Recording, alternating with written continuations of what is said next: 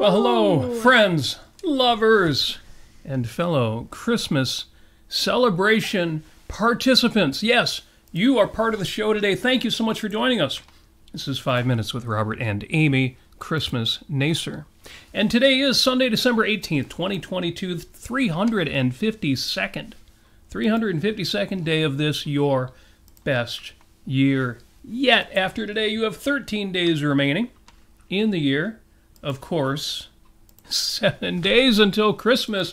I hope you're ready to go. I'm not, but I hope you all are ready to go. If it's already too late to do Christmas right, don't worry. Valentine's Day is coming up in 58 days. See, that's your makeup day there. And Halloween in 317 days, and we can get all dressed up. Well, I'm going to get all dressed up anyway. Well, you could also do New Year's presents as well. You can take advantage of all the wonderful discount shopping. This is true. And do it that way. This is true. As I've explained before, the last thing you want to do is feel duty-bound during the holidays, to feel the guilt, the pressure, oh my gosh, I've got to do this, I've got to do that. The whole point of the holidays is to have a good time. And the people who really love you, that you're thinking, oh my gosh, I didn't buy them the perfect present, they don't want you to feel that. Let them know, hey, by the way, I didn't get you the perfect present this year. Get them something. Get them a card. Don't even bother with the gift card, just a card. I'll tell you what, writing something to somebody you care about or making that phone call to somebody who's not local means so much more. That's just the best. I'm just bringing up the chats here because we have an interactive show going tonight. Because we're going to be asking you for some of your favorites as we share some of ours. And there we go. Now I can see everybody. I can see Jim on the Facebook side. I can see our good friends on the YouTube side as well. We've got folks who are local, some of whom are more anonymous than others. Hello, Chandler. Hello, Bonnie. It's good to see you in there. Apollo Zeus and unsigned 32-bit individualist, not to be confused with the signed 31-bit individualist, is in the chat as well. I hope you're doing well tonight. Yeah, that one works at Baskin-Robbins with 31 flavors. That's right. That's right. Well, we were talking about that, but I won't get into it. Computer geek information about signed and unsigned integers. But on this date in history, I'm going to go over dates in history real quick. Some of these are going to connect. On this date in history, the Mayflower docked at Plymouth Harbor on December 18th. This day, but in 1620, 156 years before the American Revolution. Yep. The English ship the Mayflower docks at modern-day Plymouth, Massachusetts, and its passengers prepare to begin their new settlement, the Plymouth Colony. You know, a group of reform-minded Puritans from Nottinghamshire, England, founded their own church separate from the state-sanctioned C of E, the Church of England, accused of treason for not following the state church. They got financial backing from London merchants. On September 6th, 102 passengers, dubbed Pilgrims by William Bradford, a passenger who would become the first governor, we all know that name, William Bradford, crowded on the Mayflower to begin the long, hard journey to a new life in the New World. They actually anchored on November 11th in what is now Provincetown Harbor, Cape Cod. But before going ashore, 41 male passengers, heads of families, single men, 3 male servants, you know, send the guys out there for the dangerous stuff. Agreeing to submit to a government chosen by common consent, obey all the laws for the good of the colony. Over the next month, several small scouting groups were sent ashore to collect firewood, scout out a good place to build a settlement. You know, if you arrived in a country where nobody knew anything about what was there, other than that it was there, yeah, you got to find the right place to go. Around December 10th, one of those scouting groups found a harbor they liked, returned to the Mayflower to tell the other passengers. Why did it take 8 days? Bad weather before they finally landed on this date, on this very day in 1620. Also, in 1865 on this date. Okay, now we're talking about 250 years later, slavery is abolished in America with the adoption of the 13th Amendment. Following its ratification by the requisite 3/4 of the states earlier in the month, the 13th Amendment's formally adopted into the U.S. Constitution, ensuring that, quote, neither slavery nor involuntary servitude shall exist within the United States or any place subject to their jurisdiction. I've got a lot of notes about the Civil War, But the long and short of it is, we've talked before about how Abraham Lincoln originally was not going to abolish slavery throughout the United States. What he was pushing for in what became the Union states, we had that freedom, no slavery. He was pushing for any further states, as we continued to move out west, would be slavery-free. But even that was too much for the South, which led to the Civil War. Now, I return to this theme a lot because the Civil War, to me, it's an amazing thing that happened when we think about wars. In fact, Amy, where you work at the Henry Ford in Greenfield Village, they have been every year doing Civil War reenactments, so we never forget what people went through. And I think kids nowadays think, well, yeah, Civil War was way back when, but since then we had World War I, and then we had the big war, World War II, with Germans and Nazis and Japanese kamikazes and nuclear weapons dropped on Nagasaki and Hiroshima. So why are we talking about the Civil War? Because the Civil War actually had more casualties for America than any other war in history. Of course, World War II was massively more casualties worldwide. But the idea of a civil war, a war within this nation, of Americans against Americans, and up to 1 million people died in that war. The estimates are between 600,000 and 1 million if you count civilians and free slaves and non-combatants. Yeah, most of them died of infection, basically. It was not good. There was quite a lot of that, and exposure, and, yeah. You know, this is the mid-1800s. So yeah, on January 1st, 1863, President Lincoln formally issued the Emancipation Proclamation, and on December 2nd, 1865, Georgia became the 27th state to ratify the 13th Amendment, giving it the requisite 3/4 majority of states' approval necessary to make it the law of the land. On December 18th, this day, the 13th Amendment was officially adopted into the Constitution. Serious stuff, and we'll return to that theme later, but first, also on December 18th, 1961, 2 years before I was born, the Tokens earn a #1 hit with The Lion Sleeps Tonight. Well, it's a karaoke favorite. It's a karaoke favorite. It's a great song. There's all sorts of parts, from soprano to alto to tenor in that song. And there's a story I didn't know about the song. You know, it's got kind of almost an African feel to it, a jungle feel to it. Well, it turns out the story begins in Johannesburg, South Africa, where in 1938, a group of Zulu singers and dancers called Solomon Linda and the Evening Birds stepped into the first recording studio ever set up, the first recording studio in sub-Saharan Africa, and recorded this song, Mbube. Okay, Mbube was a regional hit, helped make Solomon Linda into a South African star. But the story might have ended there, but a copy of the record made its way to New York City in the early 1950s, was saved from the slush pile at Decca Records by the legendary folklorist Allan Lomax. And Lomax thought a friend of his might be interested in the box's contents. That friend was Pete Seeger, the folk singer. Unable to understand the lyrics of Mbube, Seeger transcribed the central chant as Wimawe. And that became the name of the song, as it was recorded by The Weavers and released in early '52, just as that group was about to be blacklisted thanks to the McCarthy hearings. I don't know whether they were actual commies or not. Eventually, Jay Siegel, the teenage lead singer of the Tokens, would hear and fall in love with Wimawe through the Kingston Trio's cover version of the Weavers' song, and the Tokens label commissioned English-language lyrics for the song, which it retitled The Lion Sleeps Tonight. Went on to become not just a #1 song of the day in '61, but one of the most covered, most successful pop songs of all time. And now you've got that song stuck in your head. And Lord knows I've had it all day from doing these notes. Also, December 18th, one more, 1915, Woodrow Wilson, the president, marries Edith Bolling Galt, his second wife. It's the first time I'd ever heard the last name Galt from a real person. Amy, you told me that's Scottish or Irish?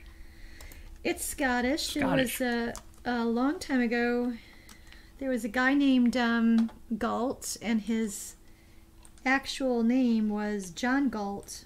Who is John Galt? Well, there we go. Sorry, Yeah, he was I believe, he was a,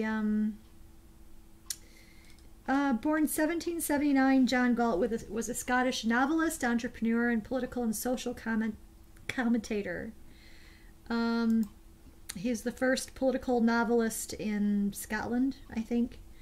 I don't know too much about him, but it's interesting. I kind of wonder if Ayn Rand knew about this person at that time. And, or at least knew the name and thought it sounded like a good, strong, straight, good hard consonants, short, Howard Rourke, John Galt.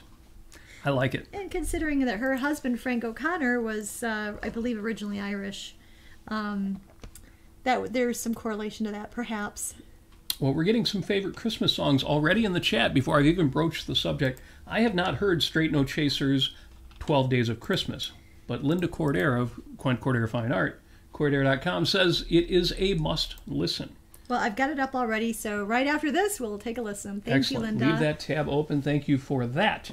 I'm just updating here. For some reason, my chat messages are running a little slow. Good. Now, today, December 18th, is the first day of, on the first day of Hanukkah. Yes. The Jewish Festival of Rededication, also called the Festival of Lights, an 8-day celebration. So this one runs through December 26th. If you are Jewish, either religiously or culturally, yes, generally falls in December in the Gregorian calendar. In 2022, Hanukkah is December 18th through December 26th, celebrating the rededication of the second Jewish temple in Jerusalem. And that's it for on this date, except we got a few birthdays to celebrate. Because on this day was the birth date of our Holy Savior, Keith Richards. Incidentally, Keith Richards of the Rolling Stones, the only singer to ever be the lead singer other than Mick Jagger.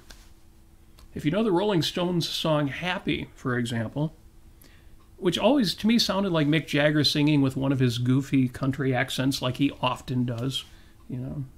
I need a love to keep me happy. Well, that's actually Keith Richards saying lead vocals on that song. The amazing thing to me about Keith Richards, who, if the internet is to believe, is worth about $500 million. Wait, billion with a B? Billion with a B, $500 million. $520 million is his. These net worths on the internet can be a little weird, but I would not be surprised, given that the amazing thing about Keith Richards, he's not the world's best guitar player, but he writes some of the best guitar hooks. So, you know, you wouldn't compare him to Yngwie Malmsteen. You would compare him to, you know, John Lennon. He writes great hooks. Or Jim May, perhaps? Or, no. Brian May. Brian May, yeah. I don't know. Actually, Brian May, yes, but Brian May is also an amazing who's the player. guitarist from Queen? Brian May. Okay, that's right. You got it right.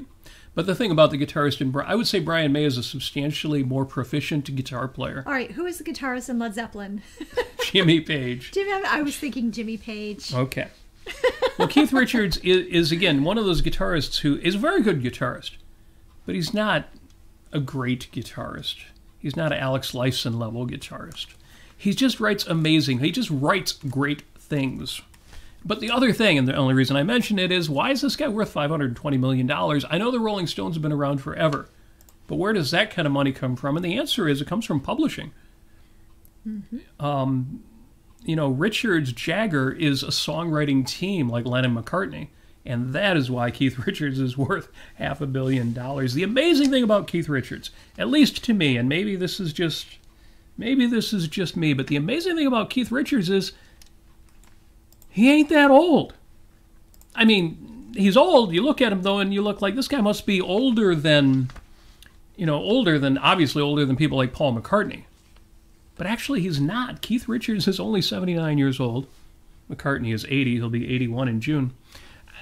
It's amazing to me that Keith Richards isn't older than he is.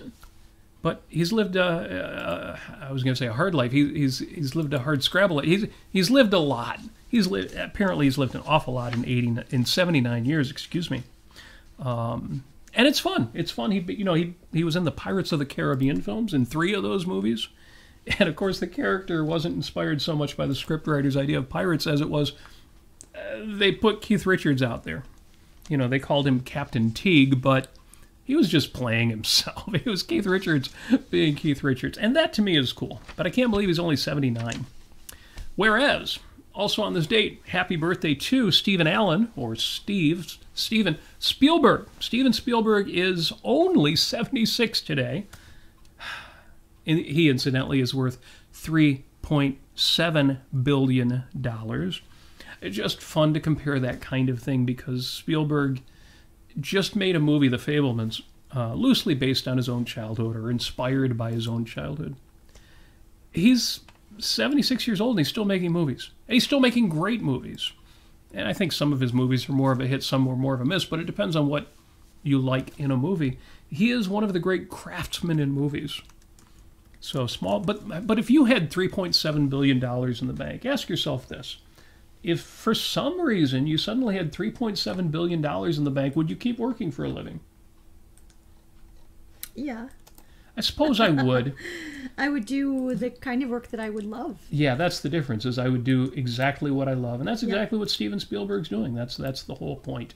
So I love that. Congratulations to Steven Spielberg, who has made some of the epic films, the entire Raiders of the Lost Ark, Indiana Jones series, Close Encounters of the Third Kind, E.T., Jurassic Park, just iconic movie.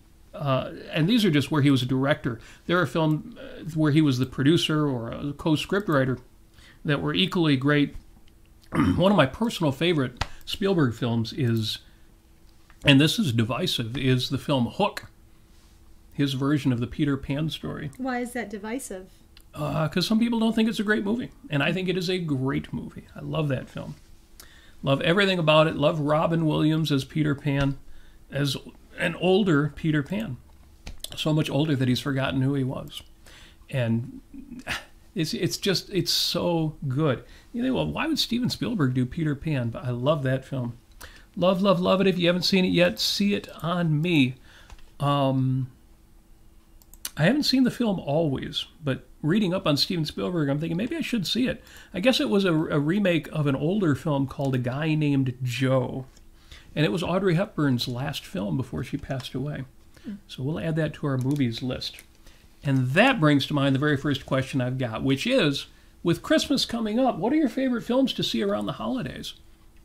And I've got a few online that I want to talk about that folks have shared with us. And a couple of them aren't even holiday films. They're just films that always show during the holidays. So for example, I think it was Enric who said The Wizard of Oz. And I remember that playing around the holidays, but when I think about it, I don't think there was a Christmas connection in the film itself. No, I don't think so. But it was the kind of film that all the television networks, back when there were 3, would always show right around the holidays. There were 4 on... You forget UHF. Yeah, those UHF stations. Yep. One more birthday, real quick, before I get to your comments in the chat. Happy birthday to Katie Holmes. Kate Noelle Holmes turns 44 years old today. Very good. She survived that awful marriage. She survived the marriage. Well, yeah. And I don't know. I mean, I saw Batman Begins. She was in that. I don't know if I ever saw Dawson's Creek. What I love about Katie Holmes is she survived that marriage. And she rescued her daughter from that marriage. Yes. She very important. Got a court order to have full custody of her daughter so that her daughter would not be raised under Scientology. And for that, I've got to give her all the props, all of the proper respect in the world. Tom Cruise is an amazing actor, and I've been so tempted to see the new Top Gun film, which I'm told is extremely heroic, extremely pro-America, extremely pro-military, just respectful of all sorts of things that really need to be getting respect these days. But I just can't bring myself to see a Tom Cruise film. No, me neither. So some of you will tell me in the chat, no, it's worth it, go see it. Let me know. Or you might say, no, it's not worth it. Don't do anything that supports Tom Cruise. I mean, the money doesn't matter, but just morally sanctioning that. I don't know. I get it, and a lot of people I respect say, yeah, you should go see the film. But what I'm really interested in is films that you love for Christmas. So share those in the chat. And today we're talking Christmas movies, Christmas songs, and Christmas treats. Sweets, foods, etc. Yeah, before we get on that topic, though, I just want to mention, I don't know if I mentioned on the show, but I listened to the book by Mike Rinder called A Billion Years. A Billion Years? A Billion Years. A billion-year contract with Scientology. Yeah, a Scientology thing. Yeah, he was raised in Scientology. So it's an interesting book. It's very interesting, the kind of survival mechanisms coming out of that kind of cult and human trafficking slavery cult. That's what it is. And yeah, it's pretty interesting. It's pretty inspirational in terms of seeing people come out of that. I know the one lady who just passed away, I'm forgetting her name now. She played in Cheers. And her name is... Kirstie Alley. Kirstie Alley, yeah. She was a prominent Scientologist. Yeah. For all of her life, and yeah. That's too bad. It's too bad. I really like her, and it's too bad that she passed away. Yes, and it's too bad that she was in Scientology all her life. Yeah. That's very sad. Should have got out before that happened. Yes. Oh, especially... Nah, I shouldn't get into it. Especially people who presumably have something being held over their heads, and that's why they can't leave. You would think at least those people, would make that deathbed admission that, look, Scientology was a mess. You shouldn't get involved with that. But some of those people, they spend all their time in the celebrity centers. They never see what the average Scientologist goes through. So there is that, too. Yes. And Jennifer in the chat says Channel 50. Now you've got me thinking... Were there any Christmas movies showed on Bill Kennedy? I know there were. There's Abbott and Costello Meet Santa Claus. Oh, sure. When I think of Channel 50, I think of Bill Kennedy. I think of Sir Graves Ghastly, which takes us back to Halloween. And I think of The Ghoul Late at Night. Yeah, I think I just remember all the Shirley Temple movies that I watched as a kid with the Bill Kennedy Hour. yeah, those Sunday afternoon movies. So nice. So good. 1 o'clock. Too good. Too good. Also, where was I going with that? Yeah, now Linda Cordero does, I think she's referring to the new Top Gun movie, and she says that she recommends it to go see it. She does recommend it, okay. Yeah, so well, maybe if we can find a way to watch it without having any... Well, Linda is the last person in the world to sanction something that shouldn't be sanctioned, so I guess the benefits outweigh the... I was going to say hazards, and that brings to mind something I won't even bring up, but I will always trust Linda's judgment. Now, what were we listening to this week? Just real quick. I did a show on Thursday, the date that Donald Trump said he was going to make a major announcement. And he announced it ahead of time. Big deal. A very big deal. SNL, other than what he said about, how he's going to be magnanimous in ruling Twitter and Facebook. How magnanimous, he's going to allow them some freedoms. And he's going to tell them how they have to operate. But other than that, the most hilarious, the NFT thing, $99 for a non-fungible token image of him is hilarious. I mean, it's better than Trump Steaks or Trump the board game, for goodness sake. Except that half the time the stakes and the university degrees never showed up. Right. So they were as I don't know if they were fungible or not, but they were ephemeral as the trading cards. They were non-material tiaras. Yeah, SNL, the Saturday Night Live, did a good spoof of that. If you haven't seen it on YouTube. I will watch that later. But yeah, that's it's apropos of Donald Trump's status in life is to sell NFTs of himself. I was going to say, is anything apropos? Is anything appropriate in that context? I think it's perfect, actually. Okay, I'll have to watch that. I will have to see it because I did not see that. I mean, him standing there like Superman with laser beams coming out of his eyes. Well, so like if you look up 2016 Japanese Trump animation, there was already in 2016 the most hilarious Japanese animation of heroic Trump being worshipped by some, Japanese teenager with starry eyes, and I can't possibly describe it other than it's outrageous, hilarious, and kind of creepy. But it is. Search for Japanese animation Donald Trump 2016. It's like absurdist humor. It's the kind of thing I should have put in the show links if I'd known we were going to talk about it. Yeah. Maybe I'll add it later. We'll do that. I've posted it on Facebook a couple of times as well. Unbelievable. So, in answer to Donald Trump's major announcement, I announced that I was making a major announcement too. I didn't say two because mine was more important than it. He doesn't matter. But my major announcement matters. So I did post that. And I want you to watch that if you didn't already, my Thursday show. I posted it on the socials as well, so some of you already know what I had to say.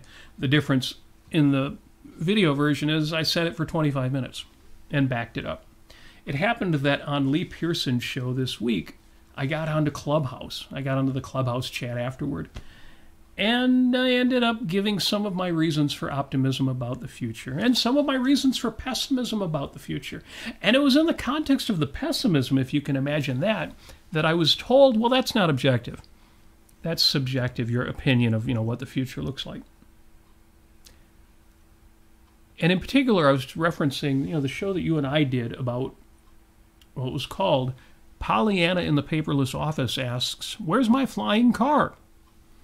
And the idea that we all should have had flying cars by now, we all should be working 10-hour work weeks by now. With the levels of science and technology and automation and robotics, none of us should have to be work 40, 50, 60 hours a week. So the future isn't what it should be. My premise being that the financial collapse and disaster that everybody's waiting for is never going to happen because, in a sense, it's already happening right now. Whatever, not to get into it, but I was told at the time, yeah, you're being subjective. I said, well, here's something objective for you. There are several $100,000 that have been taken from me over the course of my lifetime and dumped into the Social Security Trust Fund. That expression, I know, has people laughing out there as if there really was a trust fund that wasn't going to be touched by the government. We all know better. Is it buried in the graveyard? It's in a graveyard, all right. Does Elvis talk to you? Do you see spots? Do you? This is only making sense to people who've seen the original Buffy the Vampire Slayer movie. But to make it objective, I said, yeah, what would happen if $300,000 had been taken from you over the course of your lifetime, and if you instead could have invested it at a basic market index fund rate, 5 to 7% returns, we'd all be doing pretty damn good. We'd all be doing pretty damn good, or invested it in your lifestyle, yeah, in your home, in your career. So I thought that made it pretty objective. But in answer to the charges that I was being over-optimistic, yeah, I could not resist doing that major announcement because I'll let you in on a little secret. You are beautiful, and you deserve to be loved. And most of the people you ever meet are decent, reasonable people. And everything is going to be all right. Now, if that sounds over-optimistic, trust me, I will back it up, chapter and verse. All the pessimism is, still have all the same caveats and concerns and all that stuff, but that's for another episode. That doesn't matter half as much as the fact that you are beautiful. And you deserve to be loved. So, that is what I did on Thursday, that was the major announcement. And that's not a major announcement. I knew I was beautiful. Well, maybe you did, but some people needed to hear that. And it was good to hear some feedback afterward. Some people said, Robert, I needed to hear that. And believe me, if you needed to hear it, I needed to hear it too. I needed to say it, and I needed to hear it. On Wednesday, James Valiant and I answered the question, is Santa Claus an altruist? Although I think we spent more time talking about the question, should parents lie to their children about Santa? Now, I'm loading the question by phrasing it that way, but it was an interesting conversation. And finally, at the end, because we covered the main topics quickly, at the end, I spent a fair amount of time talking about It's a Wonderful Life. So it was fun to see the author, the writer, Jim Ashley, mention in my Facebook thread about movies, It's a Wonderful Life. You know, he said despite the implicit altruism and socialism in the film, it is one of his favorite holiday films. And I totally agree. And I think there's so much more than just the ideas of altruism or the ideas of not following your ambitions in that movie. And I think that's all there. And given what we have to fight culturally, I think it's important to make that point. That's the saddest part of the film, is that George Bailey never goes away. He wanted to travel the world. He never travels the world. He wanted to go on a honeymoon. He never goes on his honeymoon. He ends up staying in a small town running the family business. But it's very easy to think that it was all self-sacrifice. It was all altruism. It was all anti-capitalism. But the pro-capitalist guy in the film wasn't really pro-capitalist. He was just a villain. He was just a crook. He was a dishonest, the guy, Potter, who holds on to the money that's lost. No, I thought it was a pretty good film, even though in today's culture, yeah, you got to have those provisos, and you got to look out for that stuff. So I'm going to take a quick look at our list of movies here. Oh, the other thing, as far as what we were watching this week, we watched Home Alone. I've never seen that film before. I hadn't either. I think I saw some clips, which I didn't like, back in 1992 when it came out. It never seemed like my kind of thing. It was never something that I thought that I would ever want to watch. I thought it would look kind of... there was just too much physical, painful comedy in it that... And I did kind of cringe, I should say. There was so much, like, it just hurt to watch. So many of that. Those sorts of scenes with the crooks, you know. But no, actually, I really enjoyed it. There's two aspects that I'll just say that it was a coming-of-age film. I mean, if you haven't seen it yet, you probably won't ever see it anyway. So I'll just say, you know, Macaulay Culkin was actually a cute child. And he was also a good actor in that movie. Yes, he was very good. And what's weird is at the beginning of the movie, I didn't think so. I'm like, he's not even that good in this movie. And you've got to stick with it, because by the end of the film, you're like, damn, this kid can act. He was really good. Yeah. And there's a particular subplot in it, which is very heartwarming and very nice, which it makes the film really kind of worth it for us. But I also really liked the coming of age sort of aspect of Kevin McAllister. Yeah. It worked much better than I thought it was going to. I'm just taking a look at the chat here. Because Lisa in the chat says, hello, so glad to know I'm not the only one who knows Yngwie Malmsteen and his excellent sweep picking. Lisa, if you're not already friends with Emilio Martinez on Facebook and on Twitter, totally look for Emilio Martinez. Or just look for the touring bass player for Yngwie. Coolest guy you want to meet. 6-string bass player, which kind of makes him extra cool right there. I usually play a 4, but I have a 6er. And yeah, he's a fun guy to follow. And it's funny because he has a day job. Yes. He actually works for the Lenovo Corporation. So sometimes he's posting about selling hardware and technology, and sometimes he's sharing video clips of him up on stage with Yngwie doing these amazing, massive shows. So anyway, he's a nice guy. Smart. He's an objectivist. And he's an objectivist. Yes. So yeah, friend him on Facebook. You will like that, and thank you for making that comment. Paulo says, no makeup and costume department for Keith Richards before going on the set.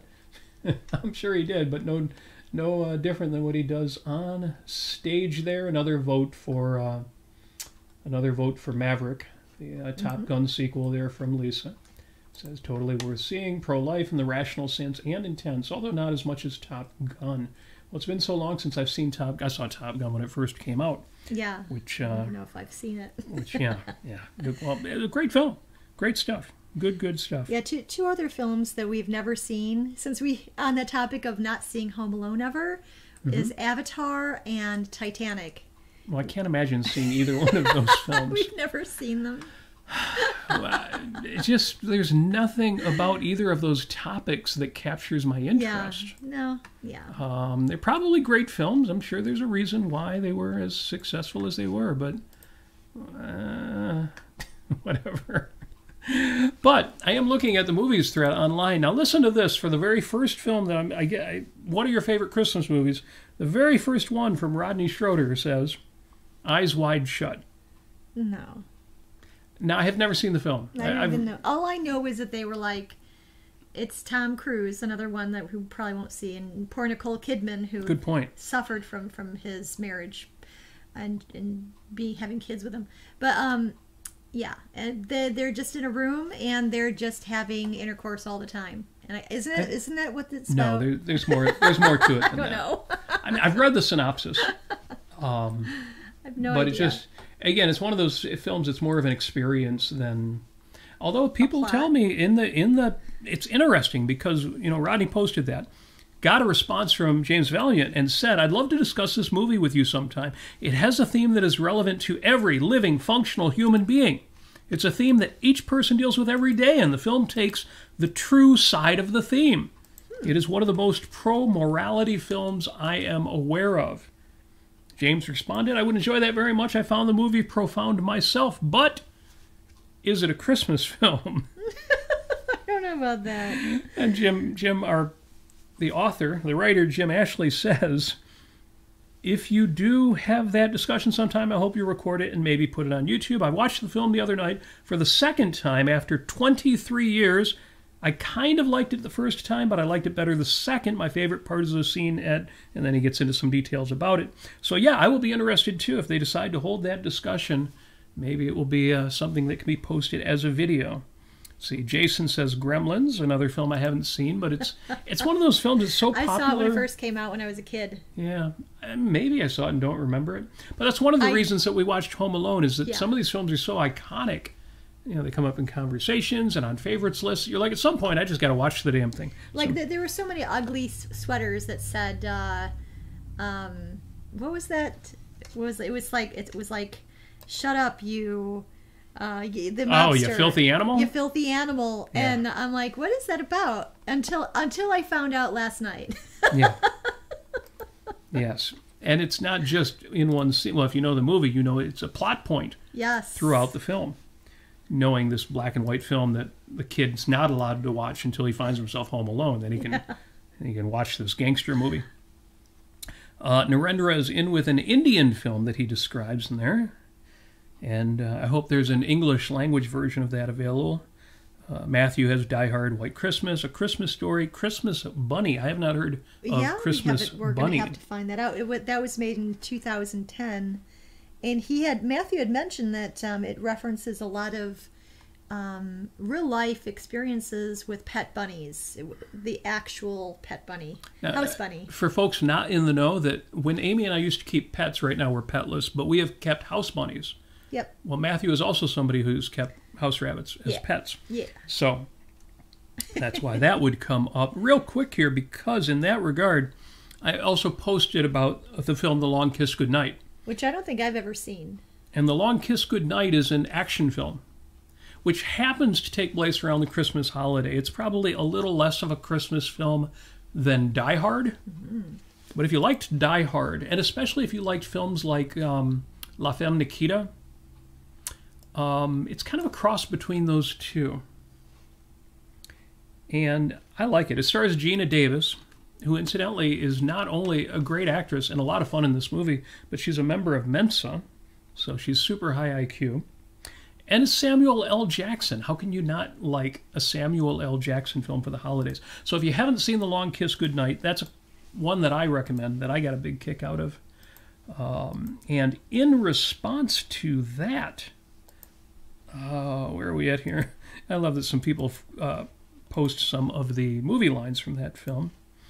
Oh, and Kurt Kiefner mentions, well, in that regard, there's an amnesia element to the film. And he says, well, there's another amnesia film, Love Letters.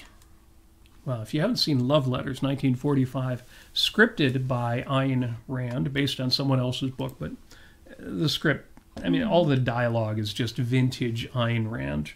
Yeah. The plot is based a little bit on the original book by Christopher Massey, but it's her movie. That one is worth seeing as well. Scott says Brazil, Lethal Weapon, the original, Batman Returns, and American Psycho. I've seen the second and third of those. And, don't think of any of them as Christmas films, but okay, they may have happened around Christmas time. So, back to the subject of your favorite Christmas films, as well as Christmas songs and Christmas treats. But right now we're talking about movies. I love The Long Kiss Goodnight. That one is so good. Obviously, Die Hard is a Christmas movie. If you don't think that it is, tell us how you're defining your terms. Maybe I'll agree with you, but probably not. We have recommended A Christmas Carol 1984 with George C. Scott before, but there are so many good versions of A Christmas Carol. I rarely find those disappointing. The recent film Spirited, produced for Apple TV, I did find disappointing, but primarily because of the ending. It just reminded me how nowadays for you to like anybody, for anybody to be a hero or for anybody to be a good guy, there always ends up having to be a big self-sacrifice event at the end. Right, and I was also kind of, I won't say exactly why, but I was unnerved at the kind of the metaphysical elevation of an afterlife. I'll just say that. Okay. And I'm like, that's not satisfying. Yeah. If you're a big enough Ryan... I could do fantasy, I can do Santa, I can do elves and the North Pole and all of that stuff, but no, it doesn't quite fit what happened in that movie. But I'll say Serendipity, excellent John Cusack movie. Excellent with Kate Beckinsale. That's it's filmed around Christmas. There are some Christmas elements in it. And it's I would say it's a Christmas film for sure. Yes. Oh, Linda Cordair reminds us a great Christmas story is Mujahid by Quint Cordair. Yes. Absolutely true. And I think you can buy that for almost nothing. There's a Kindle version on Amazon.com.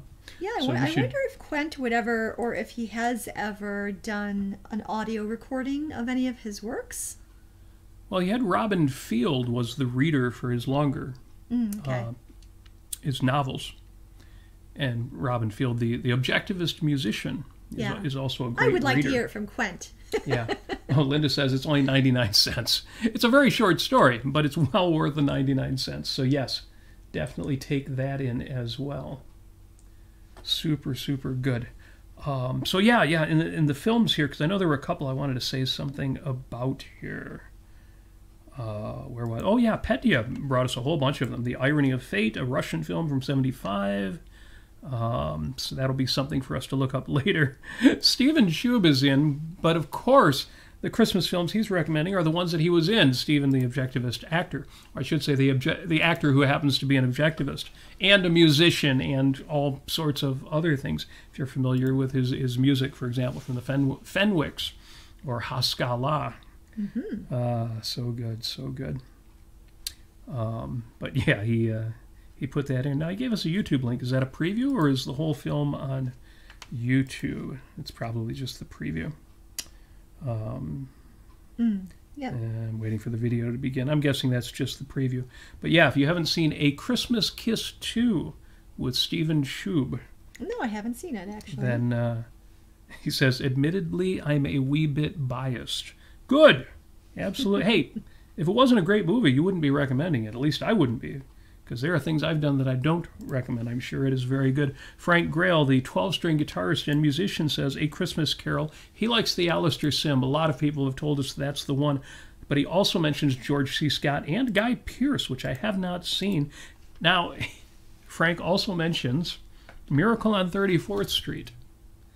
It's funny because I told you that when I had my discussion with James Valiant, I talked at the end about how, there's two different ways, or a combination of two ways, that you could take It's a Wonderful Life. It has its virtues. It also has things to watch out for. And James agreed with me. He said, yeah, the one to really watch out for, the one that's really evil, Miracle on 34th Street. Now, I think last year or the year before, that was one of the films Amy and I did watch. We finally caught up and saw this film that everybody's seen. And I totally get what James is saying about the film. Not just mysticism, which is one thing, but explicitly don't trust your own mind, don't trust your own judgment, have faith in this thing. And I get that.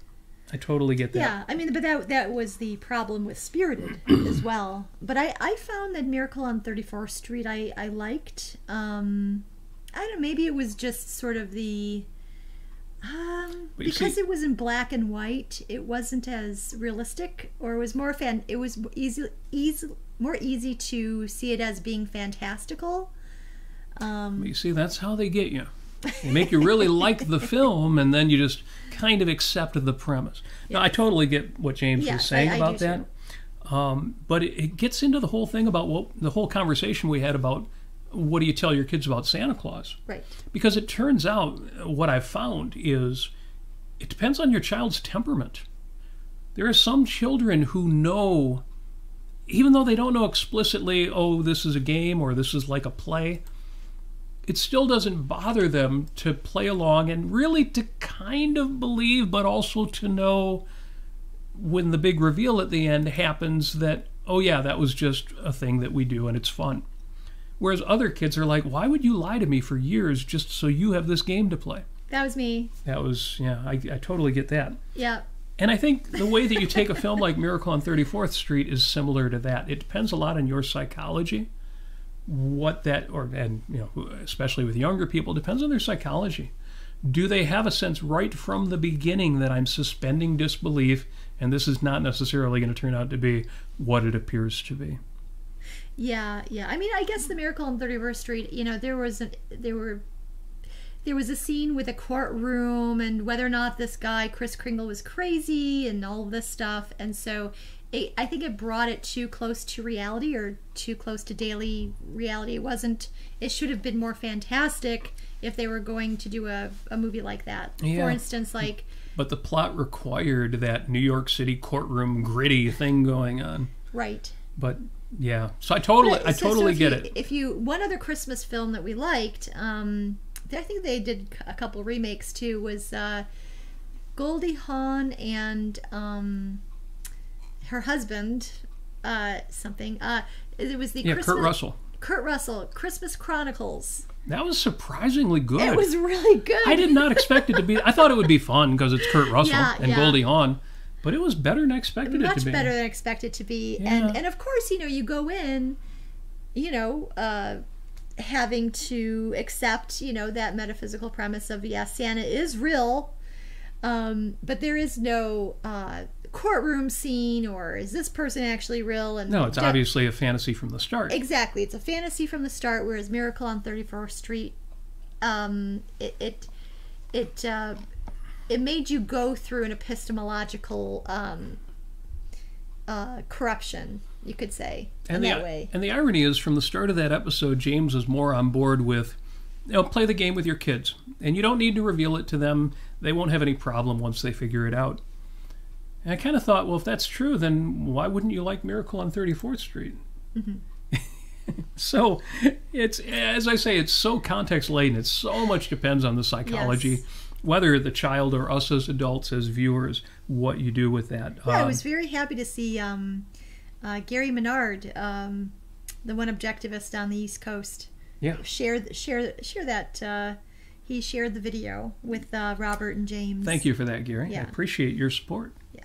And that is fun. Frank also mentions Little Drummer Boy, which is cute. And National Lampoon, which I assume means Christmas Vacation. I don't think I've ever seen any of those films with the National Lampoon, because I know there was more than one. I thought we did. Did we? And I don't think it was our cup of tea. Not our cup of tea. I have a hard time, just sort of like Caddyshack. It's Chevy Chase is just kind of hard for us to get into. His style is not quite ours, and that's okay if he's your style. That's good. Yes. So Emily Drake is in with a long list. I won't read everything, although if you're on Facebook, look at my wall, you'll see everybody's recommendations. She does mention, for example, the Blackadder Christmas Carol, which we did watch. We had its moments. Yeah. It's Blackadder, so if you find that style of British humor funny, and it was pretty good. She mentions Fantasia because she can't find a version of the Nutcracker she likes. And of course, you've got some segments in there. Oh my gosh. Okay, so the Nutcracker, Mikhail Baryshnikov, and Kelsey, what's her name? Anyway, It's the 1970s Mikhail Brishnikov version that they used to play on PBS all the time.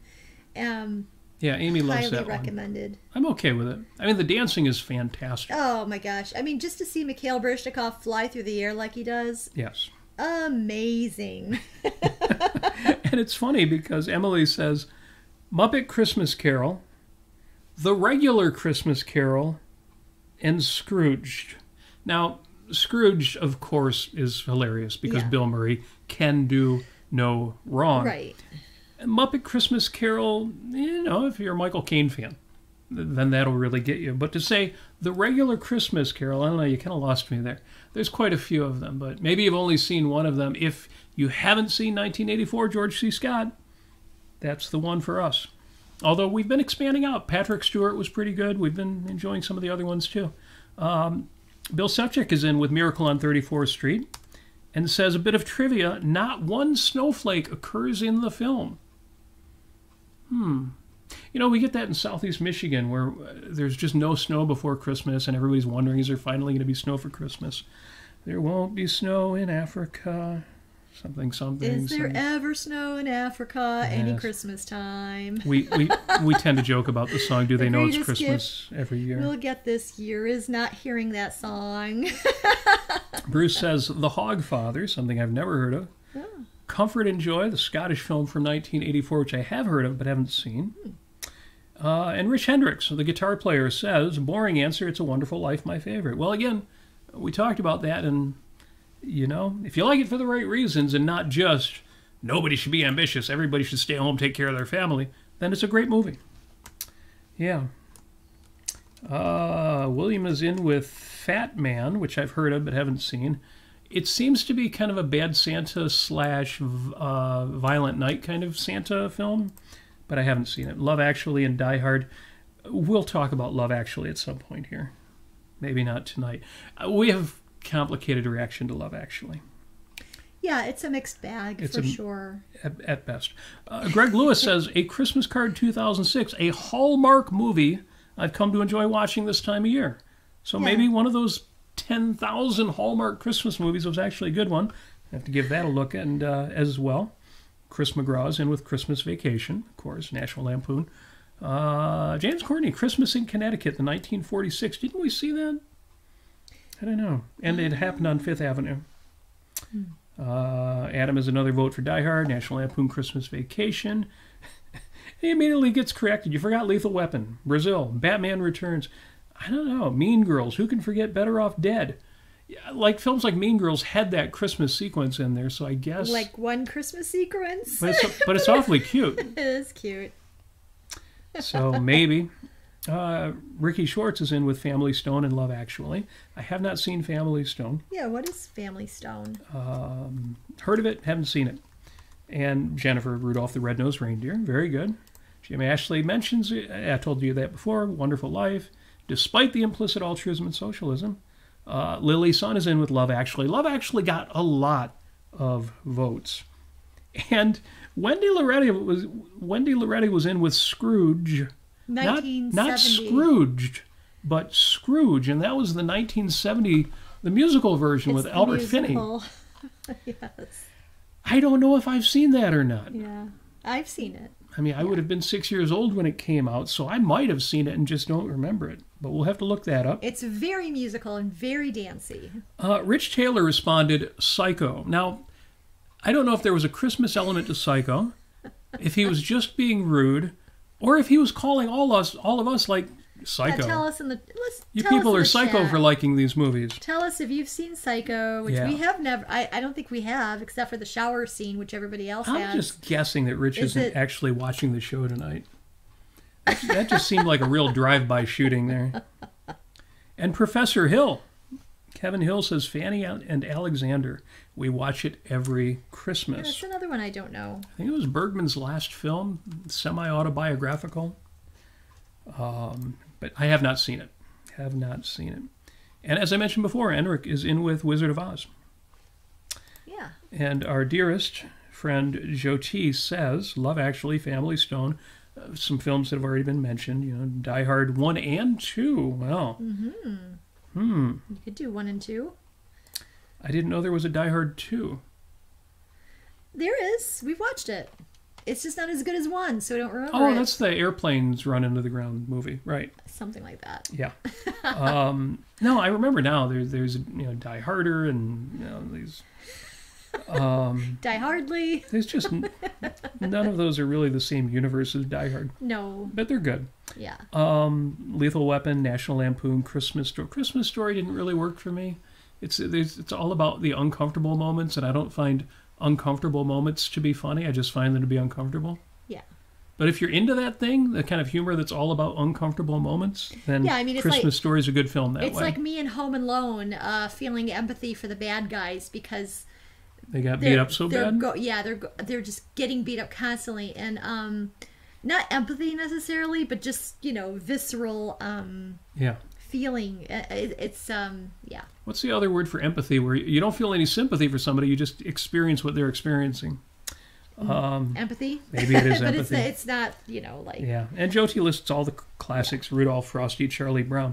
But she also mentioned Family Stone. We'll have to find out what that's all about. Is. And The Thin Man, which I remember there being parties in The Thin Man. I didn't remember them being Christmas parties. Maybe I'm confusing that with something else. No, I don't think so. So, a couple more to look up there as well. And that's good because, we're always interested in more movie ideas. And it can be a challenge to find ones that kind of... Jennifer Lionberger says, Asta. Yeah, so The Thin Man is exactly the film that I'm thinking about. Powell and... Why do I always forget the actress's name? I don't know. Lombard? Carol Lombard? Carol Lombard? Okay. Pretty sure. Anyway, fun stuff. Jason over at YouTube says that, the Bruce Willis character, he keeps his shoes on in Die Hards 3, 4, and 5. Right. Yeah. And Die Hard. I actually own the DVDs of all of those. I just can't remember which one is... I know in the third one, Samuel L. Jackson shows up. Can't go wrong there, right? But... It's hard to beat that. Christopher asks if these are candies. Only if you're really, really hungry. They're not. They taste like polyester. Yes, I have this recurring dream. You know that one, right?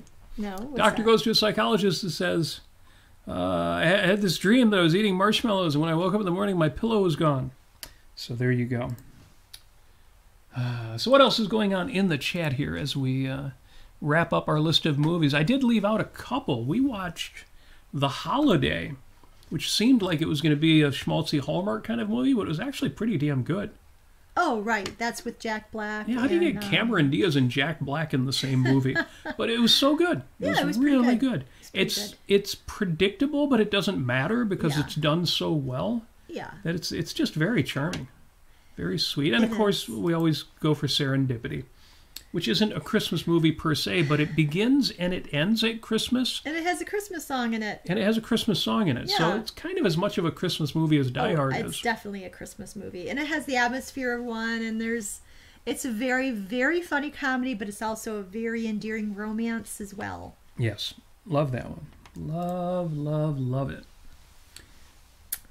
And we've got a few more in the chat, like Disney's Babes in Toyland. So this is good. The gentleman with the longest name on YouTube, unsigned 32-bit individualist, says, if you like lots of primary colors and a toy-making machine that blows up, there is Disney's Babes in Toyland. Edwin is the star. So yeah, we've got a lot of...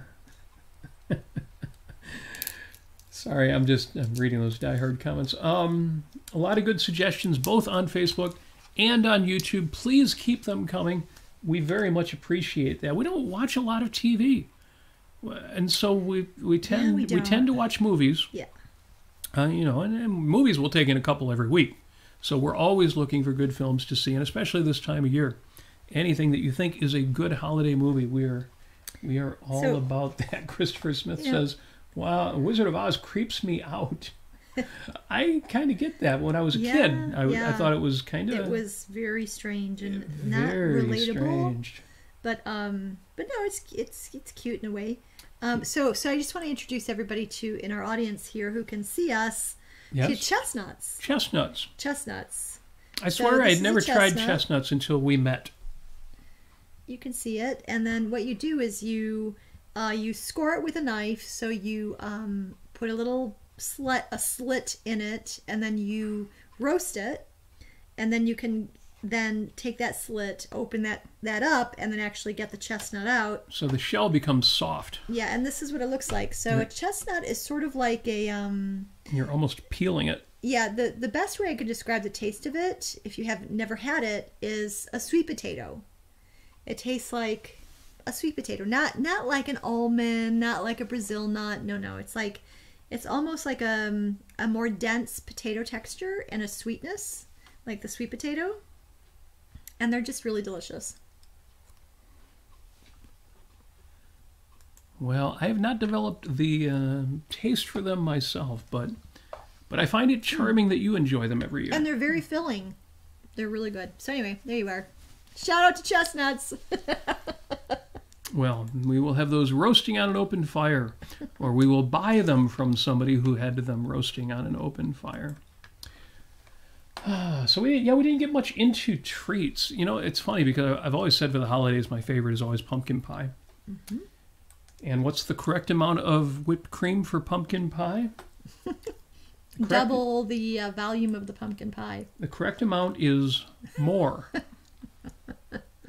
How much would you like? I would like more. Well, I gotta say that since I've been watching what I've eaten and everything since the last couple of months here, this will be the first Christmas where I will not be having two of my favorite things ever in life during Christmas time. What are two of your favorite things ever in life? Calder's eggnog. You're not having Calder's eggnog? No, I'm not. And and by the way, Calder's is a regional or local variety of dairy around here. It's the best. I'm telling you. You probably only find it in the northern Midwest because the farm is in Michigan. It is the best eggnog ever produced, ever in the history of mankind. Yeah, well, it's Calder's. So it helps if you're buying something. It's only a short drive from here. Yes. So there's that. And usually I like to have like some fresh grated nutmeg. So you buy an actual nutmeg and then you have a little grater and you grate the nutmeg over it. It's the best thing ever. Like freshly grated nutmeg is the best. Yeah, you can buy nutmeg like in a jar. Not the same thing. No, not the same thing at all. And so the second thing is, this is really a fuddy-duddy thing. This is from my childhood. So I had a grandmother. I didn't really know her that well, but she used to send us Christmas like gift baskets or boxes filled with a bunch of summer sausage and processed cheese and little torts and things like that. But it's a company called Swiss Colony, and if you ever order something from them, they will send you probably about 10 catalogs like within the Christmas season. And you haven't ordered a box of Petit Fours from us yet. Here's 3 more catalogs. Yes. So Petit Fours, the little tiny cakes that are covered in white or dark chocolate, the best ever. And yeah, you might think they're probably made of sugar and oil, but no, actually these are they don't quite taste like that. They taste better to me anyway. They do. So but unfortunately right now you're on this super austerity program. It's not super I'm eating a lot. You're not eating healthy. Any Petit Fours for the holidays. No, you're not ordering anything from Swiss Colony. Nope. I'm not having Calder's eggnog. Wow.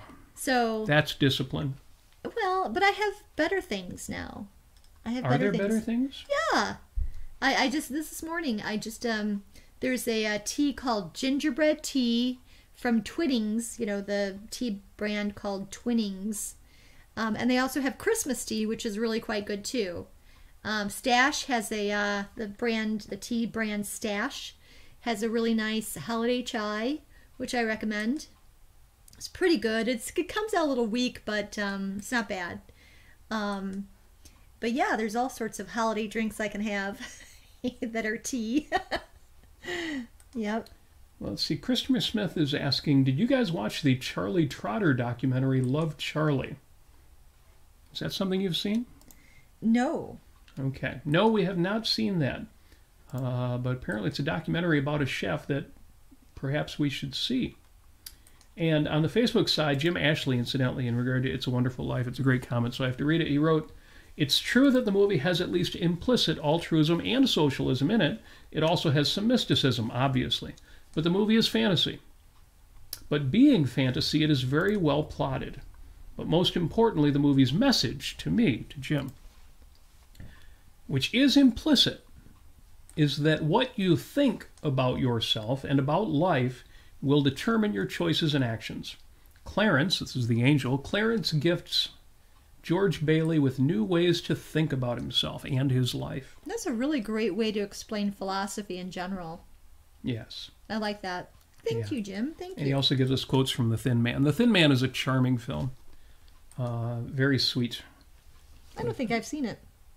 Oh, I thought we'd watch that together at some point. Or maybe I just If forget what it's you like very kind of light-hearted, 1940s black and white comedies, but with an element of like mystery and solving a mystery in it. It's super, super sweet. And William Powell is always charming. I may have seen it. Always charming. Oh my gosh. Look at the time. What? It's only right. It's only 7 minutes past the hour. Oh, it's only 7. Oh, we've only been doing this 7 minutes. Okay, good. Huge shout out to everybody who is still with us. Thank you for your staying power. My gosh, have you got staying power? That's great. And we need a little Christmas right this very minute. No, we need more Christmas shows. So we're not done. I will be doing more Christmas, I'm sure, on the ARC UK this week. Probably won't do a Sunday show next Sunday. I think there might be a schedule conflict. We will let you know on the socials. We will make those announcements. Everybody will know. If you're not already following me on Twitter, twitter.com/Robert Nasir. If you're not already friends with me on Facebook, facebook.com/Robert Nasir. Everything I do, everything Amy does, we do in our real names. One of these days we will be massive victims of fraud and identity theft, and we will regret that decision. But at least for now, you can find us super easy because, we're just naked. I mean, metaphorically naked. Well, the other part too, but that's for another show. Thank you so much for joining us. We are glad you were here. We hope you are enjoying this holiday season. If you are enjoying Jewish traditions, you're already in Hanukkah. We hope you're enjoying that and you've got your candles lit. Yes. They will miraculously stay lit until the 26th or something like that. Like I know what I'm talking about. You'd have to ask Steven Spielberg about that. There's many gifts. So many days of gifts. More than one day. Yes. Did you know Steven Spielberg is still married to Kate Capshaw? Cool. Yes. That's so nice. Who changed religions to be Jewish with him. Oh. He was married briefly to Amy Irving, but he's been married for decades to Kate Capshaw. I love long marriages. I love the way that works out. Apollo Zeus says 7 minutes with Robert Nasir. Well, 7 minutes is it. Now we're going on 11 minutes. I'm going to wrap this up. Thank you so much for joining us. Any suggestions, not just for the show, as we usually say, but also movies, holiday treats, and songs, your favorite Christmas songs, please put them in the chat or in the 5 Minutes with Robert Nasir Facebook group. We didn't even get into songs yet. We didn't even get into songs. Maybe we'll do an extra show before Sunday. Maybe. Schedule like a special edition so we don't just miss the week altogether. Yeah. If you want to support the show, you know what to do. It's Christmas. Feel free to give us a gift. You could do that, a one-time contribution to this show to make sure this crazy stuff we do every Sunday keeps happening at paypal.com or monthly at Patreon. And thank you so much to those of you who are already patrons of the show. Links to both of those and everything else you could possibly ever want to know about life, the universe, and everything, with apologies to Douglas Adams, you will find at robertnasir.com. robertnasir.com. It looks like a webpage out of the 1990s, but that's okay. Everything you want to know is there. Yeah, the old looks are coming back, folks. It's retro. It's retro, that's right. We're going to be ahead of the curve. The whole point is it goes around in a circle, comes back to the start, and we are ahead of that curve. I want to put a rotating GIF on it, though. Ooh, I've got one. I've actually got. do. Oh, I got to do that. I got. Oh, now you're reminding me of all the web elements from 1998 that I totally need. I've got people watching the show who weren't even alive in 1998. Windows 95, America. Yeah, Was it? and they got the cast of Friends to publicize it. Bill Gates, man, he was the guy way back when. Online. Yeah, America Online. America Online. You've got mail. There you are. All right. Not going to stretch this out any further. Thank you so much for joining us. Remember, you are beautiful and you deserve to be loved. Most of the people you ever meet are decent, reasonable people. Oh, I gotta reply to this. Oh, what do we got? Jim says, Ella Fitzgerald performance of Sleigh Ride. I am telling you, Jim, right now, that is what that is my second favorite Christmas song of all time. And I have listened to that I don't know how many times. I even did that in karaoke recently. We didn't tell them about the Christmas party where we played live music. Can we just keep going? And karaoke. Yes, we did. So Amy had a company Christmas party. My company Christmas party. It was like 30 to 50 people invited. I think it was more like 35, 40 people there. Just to picture this. You've got the marketing team and the sponsorship team and the advancement team and all that. And you've got the SVP of the company and you have the president and CEO of the company there. Senior vice president and the president. I was tasked to bring a band together of employees who play music. Employees who play music. We did not just one, and not you've done just this two, before. not just three, but 4 songs. 4 songs, live music. That's Jingle Bells Deck the Hall, Rudolph, and We Wish You a Merry Christmas. And what instrument did you play? I played alto saxophone, and Robert and we had a flute joined player, us. A pianist. Yes. Playing my piano. We brought in all the gear. A keyboard, a flautist, and Robert was on electric guitar. I played guitar. And we also had Lady play the sleigh bells. We had a sleigh bell player. We really did. Oh my gosh, it was the best thing ever. Best Christmas party ever. We brought so much Christmas cheer. We did. We are like exceeding Santa levels. We also brought a PA system because afterward we did karaoke. Yes. Which you were entirely responsible for. Yes. I got up there. I did Christmas rapping by the waitresses pretty well, actually. Now, is that one your favorite Christmas song? It's a very good, more Well, you said Sleigh Ride was your second favorite. What was your favorite? Oh, my very favorite is Ella Fitzgerald, The Secret of Christmas. Ah. I'm telling you, that gets you. And Ow. I can't listen to that all the time because Ouch. it gets me. Right in the feels. Woo! Woo! Yeah, you got to start fanning yourself after you listen to it. But Sleigh Ride by Ella Fitzgerald, right in the bridge there, Jim, if you're still watching, there's this amazing like string of blue notes, jazzy notes, where she's not singing. But they are the most sublime thing, and it makes me feel like I am flying. It is so beautiful, and Ella is just the best. Everything she does, I don't care what she's singing. I love it all. So now you also like the quirky punk and rock Christmas songs, so you've got to go over to YouTube and see Jason Adams' comment. Oh, yeah. Okay, so he says, oh yeah, Christmas at Ground Zero. I think that was done by Weird Al, or no, maybe I'm wrong. But Smashing Pumpkins, Christmas Time. Oh, and the Pogues' Fairy Tale of New York. Thank you very much. I love that song too. Right there. There's also Merry Christmas, I Don't Want to Fight Anymore by the Ramones. Yep. There's the Oi to the World by the Vandals. Oi to the World. Oi to the World. And, yes. So the Christmas party was amazing. Christmas karaoke. Yes. Christmas karaoke, yeah. Amy gets... This was not going to happen in a million years, but Amy gets the senior vice president and the president of the entire organization up there doing karaoke, Jingle Bell Rock. I am the best. You are the best. I negotiated and negotiated, and I kept with it, and I convinced people to come up. I finally got a wedge in with this group of young ladies who were going to go up to sing Jingle Bell Rock, and then I turned to the president, the CEO, and the SVP, and I said, looks like we're all going up, all of us. And I tell you, it was truly the best. No pictures on here, though, because it's supposed to be very secret. I was just looking at the show clock here, which says that we might have had the wrong hour here, because it's saying it's 15 minutes after the hour. But I tell you, it was the most wonderful thing ever. It was like it was like a Christmas miracle in a this worldly sense, of course. And I'll tell you what, that's why my Post-it note of the week says play seriously. Because when I was up there playing live music for an appreciative crowd, it made me realize I got to get out there and start playing in public again.